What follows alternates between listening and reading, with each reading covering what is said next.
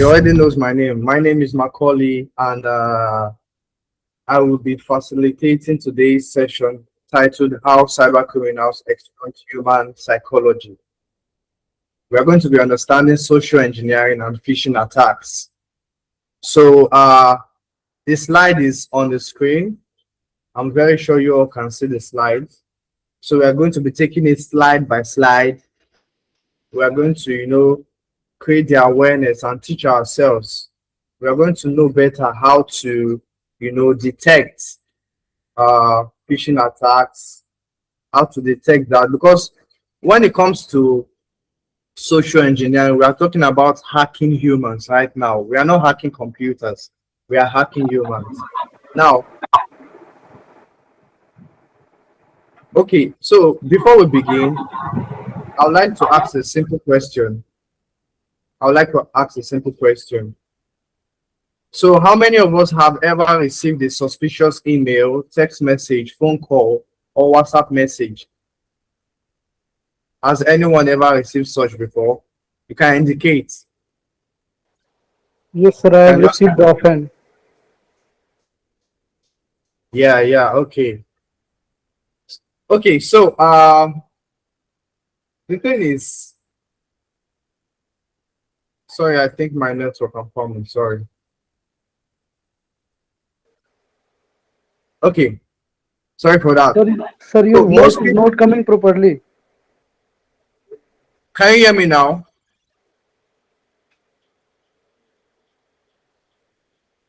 Can you hear me now? We are not able to get you now. Can you fix it? Okay, I'm coming.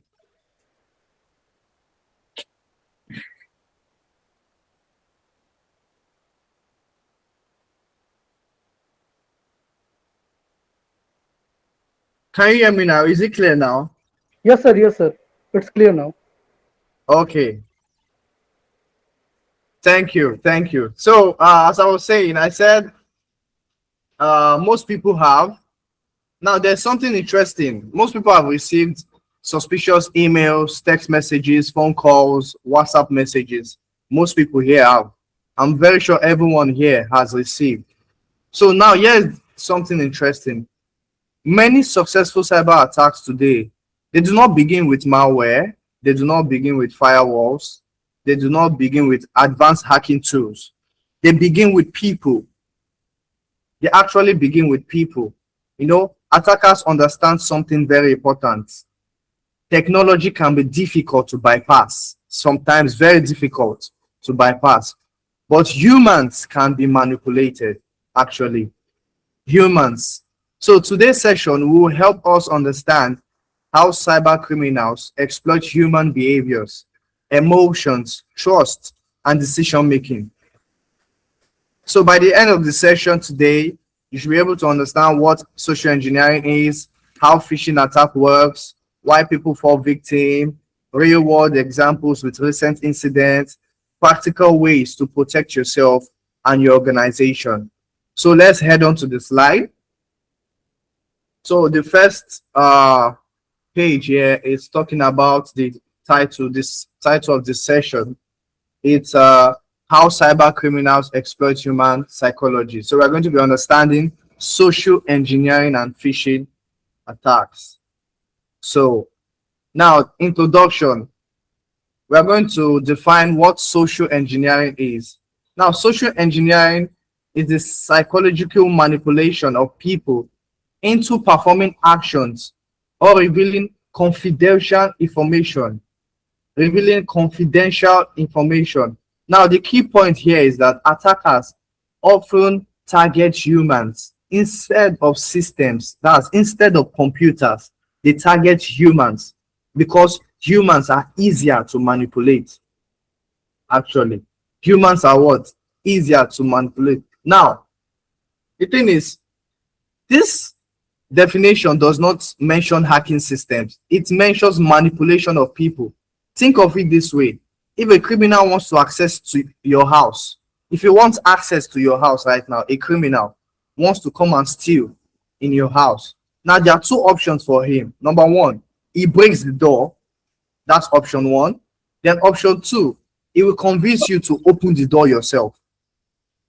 Either it breaks the door or it convinces you to what? Open the door yourself.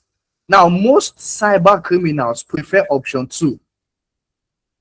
They are going to convince you to do it yourself. So most social engineering attacks are successful because they exploit human emotions rather than technical vulnerabilities. They exploit human emotions. So now, examples.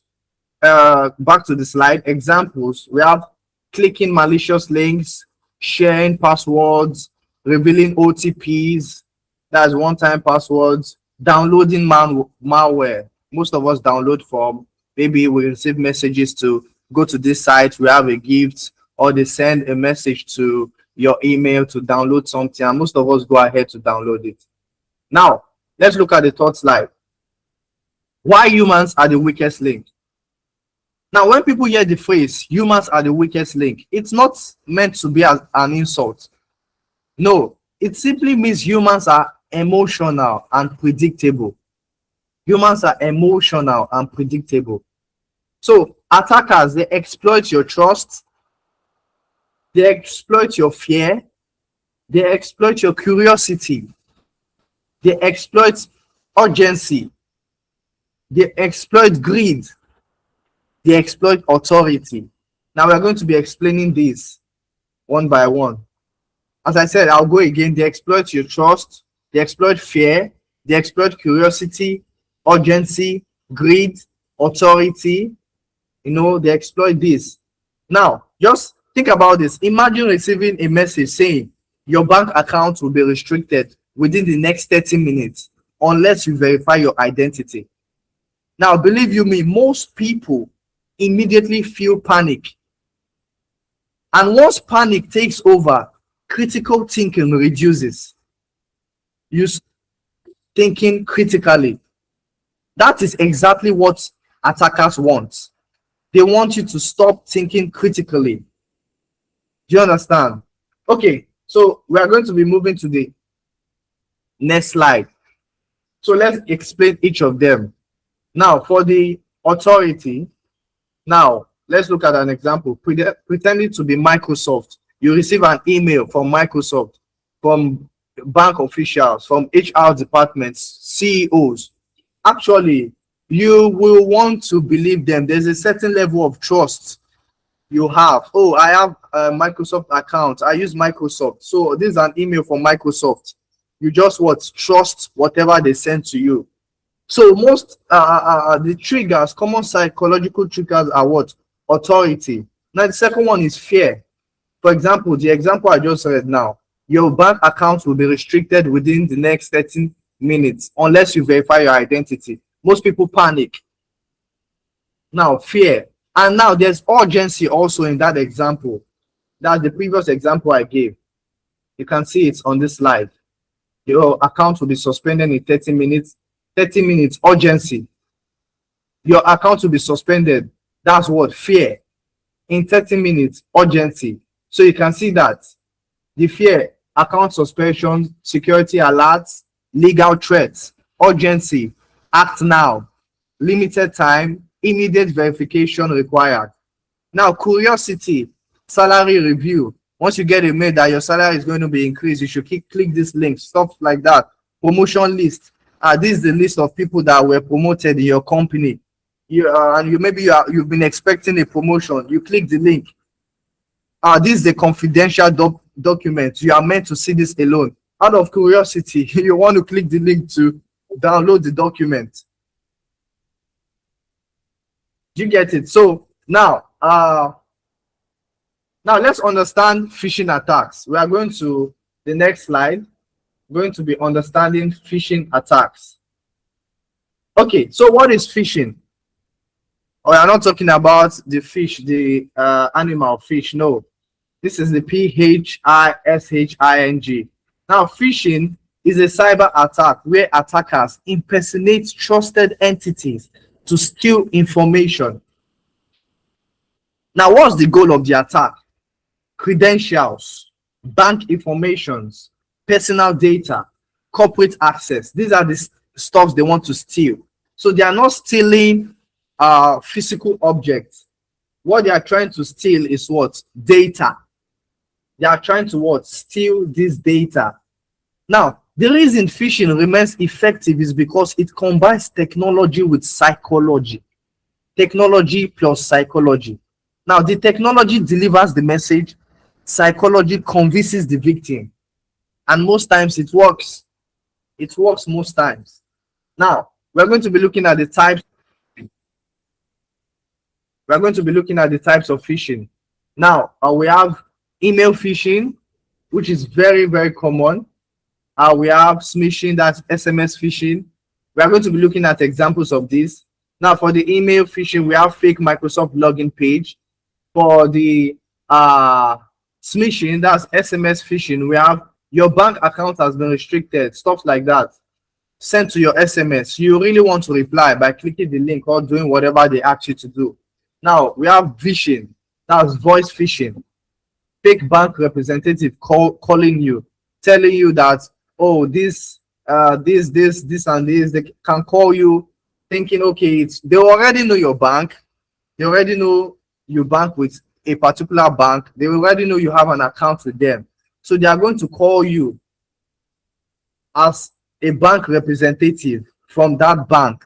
So most times people tend to believe because they wonder, okay, this person is calling me from my bank. It means it's legit.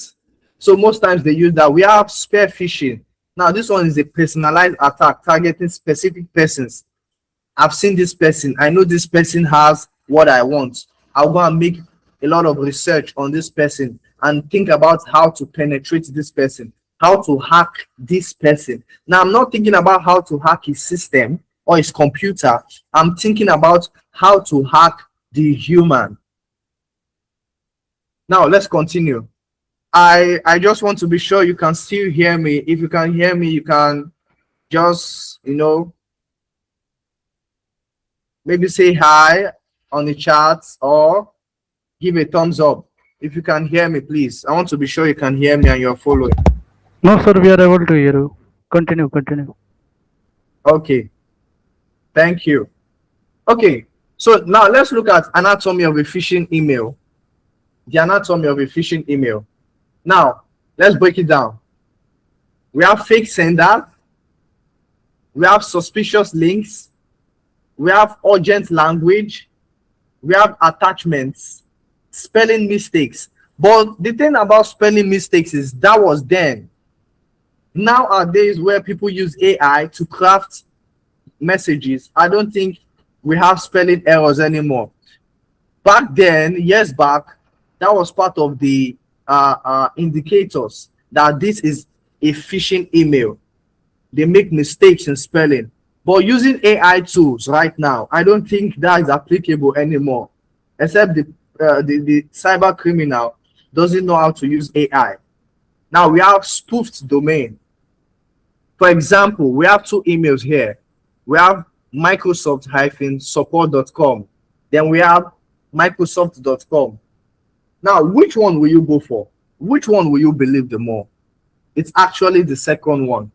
But most times, as long as most persons see Microsoft, they don't care about looking at the other characters in the domain or in the email. They just in the email address, they just respond to the message, thinking it's actually from Microsoft. But these two emails right now, they both have Microsoft, but not one is legit, one is fake. Okay, so we are going to the next slide. Common social engineering techniques. Now, the first one is impersonation. You are pretending to be someone, an IT support, HR, management. That's what most cyber criminals use. They impersonate IT support in your company. They impersonate HR in your company or the management. Now we have pretexting. That's creating believable stories. Now we have baiting, offering something attractive. You offer something attractive. For example, you offer a free software, USB drops, free gift cards, free downloads. Most people fall for this. This is most times used on WhatsApp messages, WhatsApp group chats. You see this most times. Then we have tailgating. Now, that's physical access attack actually. Now you are following authorized personnel into restricted areas. Now the key lesson here is that attackers often exploit trust before exploiting technology. Listen, I'll repeat that. Attackers usually exploit trust before exploiting technology. Now, we are going to the next slide. Business email compromise. Now, business email compromise. Now, business email compromise, often called BEC, is one of the most financially damaging cyber crimes globally. One of the most financially damaging. In a BEC attack, criminals impersonate executives, vendors, or business partners. Now, what's the goal? The goal is what? On the slide, financial fraud, invoice scams, payment diversion. It's all about the money most times. All about the money. Now, BEC remains one, I've said this already, BEC remains one of the most financially damaging cyber crimes globally. I've said that already. Now, the email request you can get from this, you can get email request of an urgent payment. Okay, let me just give an example, a scenario. Let me give an example. An employee receives an email appearing to come from the CEO. Now, the email requests an urgent payment. The email is requesting an urgent payment. Now, the employee complies. Money is transferred. The fraud succeeds. No malware, no hacking tool, just manipulation. Just manipulation. Just disguising as the CEO, and money has been wired. Wire fraud. So most times it's always successful because you tend to trust authority, as I earlier explained. Okay, now we're going to be looking at some real world cases. Now, recent cases. Now we have the charter communications. Now, attackers used voice phishing to trick an employee. Now, what was the result? Access to internal systems, millions of customer records allegedly exposed. They were exposed. So most times sometimes it's not about the money. Sometimes they go for data.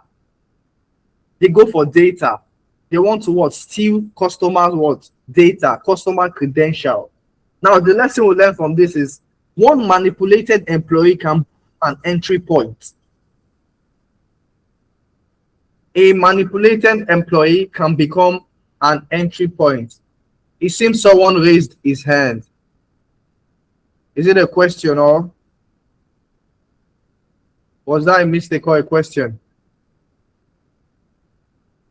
Okay, I'll continue. Okay, so we have case 2. We have Carnival Corporation. Now, a social engineering attack compromised an employee's account. An employee's account was what? Compromised. What was the result? Nearly 6 million individuals affected. Nearly 6 million individuals affected. Now, personal information exposed. Now, what lesson are we going to learn from this? Human targeted attacks can impact massive organizations.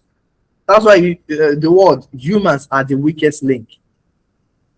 They are the weakest link, and social engineering attacks can what? Impact massive organizations, can get so much financial damage.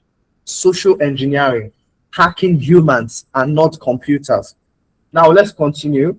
Now we have the case 3, Betterment 2026. It happened this year. Now attackers use social engineering involving third-party platforms, customer data exposed, fake crypto scam notifications sent to users.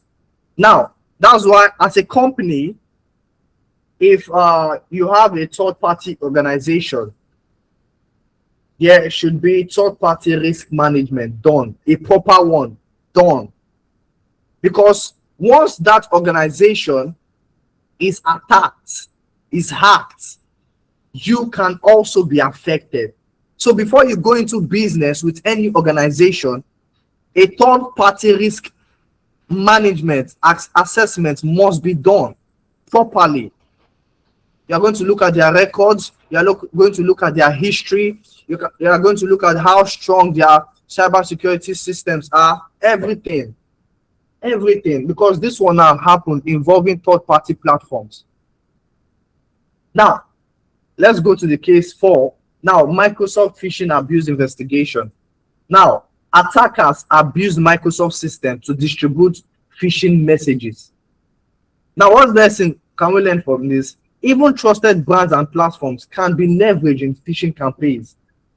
I can target Microsoft customers sending mails, but spoofing the domain of Microsoft and sending mails, like massive mails, to their customers, and many will fall for it.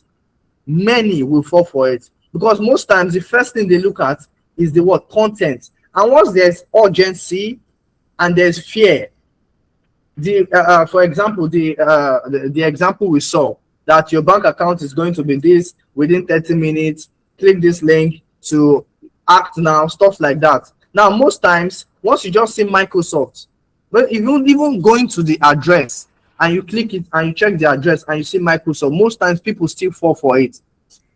But one thing you're supposed to do is to verify every link before responding or clicking any link. Now, for links, I use Virus Total. There are many tools you can use to verify if this link is malicious or not. There are many tools. I use a Virus Total to verify a link. I use it to verify documents also, if I want to open a document. So there are many tools to use. So this is not the dispensation, or this is not the era to be falling short of stuff like this. There are many tools to use to detect phishing attacks. Now, information gathering. Now, where do you think cyber criminals get information from? They get them from many places. They get them from LinkedIn. They get them from Facebook. They get them from Instagram. They get them from company websites. For example, if I want to target a particular employee in a company, I'm going to go check the CEO of that company. I check his email. I check his name. I read about him. I just do some search, some information gathering about the CEO. Then I will now try to hack that employee. I'll try to social engineer that employee to make sure I get what I want. I've watched many videos on YouTube where it's being done within 5 minutes. What a computer would have taken days, hours to hack. Within 5 minutes, you can get that information from an employee. Why? Social engineering. That's the power of social engineering. So,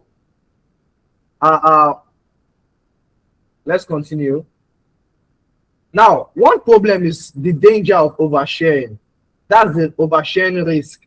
Many people unknowingly help attackers by most times you are posting work badges, you are sharing travel plans, public email addresses, company information, travel schedules, you are publishing company email formats, sharing internal information. Now, every piece of information increases attack opportunities. Every piece of information actually increases attack opportunities. Now, ask yourself, would an attacker find this information useful? Now, before you post anything, you should always ask yourself, will an attacker find this information useful? Now, even posting of images on Instagram, on TikTok, videos. Now, you should always be aware of your environment. If there's any detail that an attacker can exploit that is being exposed in that video or in that image, you must always scrutinize anything you want to post, because attackers can use this against you. Now, we have let's recognize some warning signs. Let's recognize some warning signs. Now, urgent requests. We've seen from the example before. Now there's an urgent request to do something. There's always a what? An urgent request. Now unknown attachments. Most times they use short links. You don't really know the exact link that's there. So most times they use short links, and because of the short links, it's unknown. You don't really know what's there. Sometimes an attachment is sent to your email for you to download. You don't really know what's there. You just click on it. Now, grammar mistakes, suspicious links. Now, unexpected login requests. Now, requests for password OTPs. I actually got an attack like that, but thank God, I'm aware of such. Where someone sent a message to me on WhatsApp asking me for an OTP, that there's a meeting that I need to join. Since I'm in a particular group chat, that it has been sent. The meeting code has been sent to everyone. It was asking me to send the code to verify that yes, I'm a part of the group and I'll be attending. But those codes were actually OTPs from WhatsApp to log in. So, but most people have fallen short of it. I've had many persons that are not aware of this. They've fallen short of this. Now let's spot some scams. Let's do some scam exercise. Okay, so we are going to be starting with this first one. I hope you can all hear me. I'm going to be asking some questions as I'm going. No one is responding. Can you all hear me?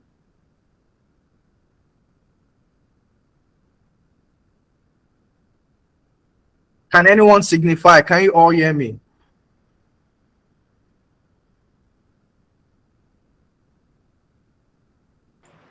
We can hear you. Okay, thank you. Okay, so let's look at the first example. Example 1. Now I'm going to be asking you this question. I will need you to respond. Now let's look at this first email. Email A. Now from hr@techsolutions.com. Look at the subject. Look at the contents. Look at the link given. Just look at the body and look at the link given. Now I'm going to the second one also. Now let's email B. We are going to be comparing email A and email B. Now email A, look at the email address, subject, everything. Now this is email B. This is email B. Now which one looks suspicious? I'm going to give you time to look at email A again, then email B. Now I want someone to just maybe respond on the chat, or you can unmute yourself. Which one looks suspicious? Email A or email B?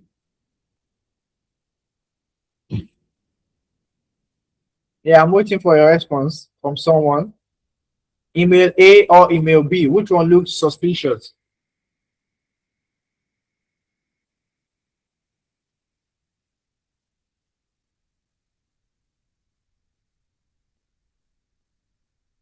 Yes, anyone? Which one is okay? John has answered. Email B. Yes, it's actually correct. Email B is looking suspicious. Why? Urgency. Now let me read it. Says urgent, offer letter ready. You have been selected immediately for our cybersecurity analyst role. To complete onboarding and receive your salary detail, kindly download and open the attached document and submit your personal information within 30 minutes. Urgency. Failure to comply will result in cancellation of your employment. Fear, urgency. Most times they go together. Fear, urgency. So that was one indicator. That's an indicator of what? A phishing email. That's an indicator. Now let's go to example 2. SMS, smishing. Now, your account has been temporarily restricted due to suspicious activity. Verify your account immediately. Now, look at the link. Your account has been restricted, temporarily restricted. Okay, that's urgency. Now, look at the link. There's an hyphen there. But if you go to the original website of GT Bank, this is a bank in Nigeria. If you go to their site, you will never see such a link. So most times it's always advisable to what? Verify any link. Now they said failure to verify within 24 hours will result in account suspension. Urgency. They are trying to put in fear and urgency in you. So most times, because there's it's urgent, you stop reasoning critically. You just want to take action. Though for someone that doesn't really have money in their account, you are not scared. You don't have anything to lose. You have nothing in the account. Let them take the account. It's not your business. But someone who has a lot of money in that account will be what? Anxious, and will most times just even click the link and do whatever he wants to do just to make sure his money is safe, not knowing he's falling into the hands of what? Cyber criminals. So this is an example of smishing. SMS messages. Now, WhatsApp scams. Now, hello sir, I'm contacting you from your bank's fraud department. We noticed suspicious activity on your account. Kindly send the OTP sent to your phone so we can secure your account immediately. Look at this. Send an OTP. And most times, banks and other organizations always say, send the messages that you shouldn't send OTP or anything to anybody. Now, this is asking you to send OTP. This was the kind of message I received on WhatsApp. This was the kind of message I was talking about. Though it was not about bank, they were trying to hack my WhatsApp, but I didn't give in. Okay, so now look at another example. Now look at website 1, website 2. Most times they usually have hyphens or weird, characters. Usually have weird characters, weird symbols that normally a legit website will not have. Most times it's usually the hyphen. Most times it's usually the what? The hyphen. So look at website 1, website 2. Which one is looking fake? Website 2. Website 1 is the what? Is the what? Legit one, the original one. So always learn to verify before clicking any link. Always learn to verify before clicking any link. Okay, staying protected. Now, practical cyber hygiene. Let's look at what we should be doing. Now, number 1, use multi-factor authenticator. Use multi-factor authenticators. Now, most times WhatsApp gives you the option of 2-factor authenticator. So why not make use of it? But most persons don't. That's why it's very easy. But even if you give them your OTP, as long as you have a multi-factor authentication on your account, they can't still have access to it. Most times they can't still have access to it, because once they use the OTP for the WhatsApp, I'm using WhatsApp as a case study now. Once they use OTP for the WhatsApp, they can't really have access to it anymore. They don't have access to it anymore, because it's going to ask them for a password or a PIN. And most times, if you don't have that password or PIN, you can't have access to it at all. Now, what are the key takeaways from this webinar? Now, one thing you should know is that cyber attacks often target people before technology. Those are the key takeaways. Cyber attacks often target people before technology. The second one is social engineering exploits psychology. It exploits psychology. It's very easy to hack humans. So that's why we must be aware of what's going on. We should always be aware. Now, awareness is a strong defense. Awareness is a very strong defense. It's a very now verification reduces risk. As I said, before you click any link, make sure you verify. Before you send any money, make sure you verify. Your CEO sent an email for you to send money to him, verify. You will receive an email from the HR and it's looking urgent, verify.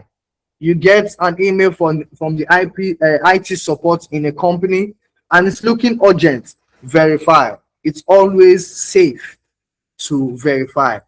Now, every user plays a role in cybersecurity. Every one of us plays a role. If you're working in a company and you are being hacked, not your system, you are being hacked psychologically, you are being social engineered, you are a risk to that company. Because once they can have access through you, they've already had access to the company. So humans are one of the weakest link. But with awareness, I think that will be mitigated. So awareness is very, very, very important. Very important. So these are the key takeaways from today's